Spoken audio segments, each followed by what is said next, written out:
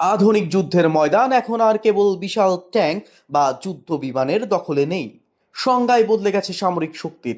এখনকার রণক্ষেত্রে দাপিয়ে বেড়াচ্ছে ঝাঁকে ঝাঁকে ড্রোন, যারা নিমিষেই ধূলিসাৎ করে দিচ্ছে শত্রুর কোটি কোটি ডলারের প্রতিরক্ষা ব্যবস্থা।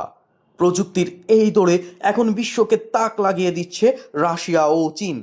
বিশেষ করে চীনের জিউতিয়ান ড্রোন এখন আলোচনার কেন্দ্রে।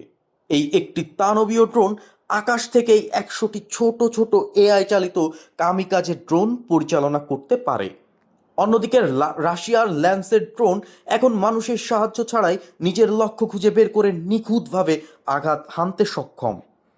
কিন্তু অবাক করার বিষয় হলো, আধুনিক এআই ড্রোন তৈরির এই দৌড়ে আমেরিকার মতো পরাশক্তিও এখন অনেকটা পিছিয়ে পড়েছে।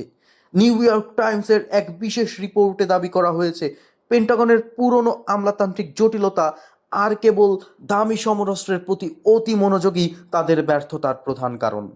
ড্রোনের এই বৈপ্লবিক পরিবর্তন যুদ্ধের প্রতিটি স্তরে সরাসরি সংঘাতের মাত্রা কমিয়ে দিচ্ছে, যার ফলে আগামী দিনের যুদ্ধে সেনাদের হতাহতের সংখ্যা অনেক কমে আসবে। আমেরিকা কি পারবে তাদের আমলাতান্ত্রিক বাধা কাটিয়ে আবার শ্রেষ্ঠত্ব ফিরে পেতে, নাকি ড্রোনের এই নতুন সাম্রাজ্য চিরস্থায়ীভাবে রাশিয়া ও চীনের দখলে যাবে?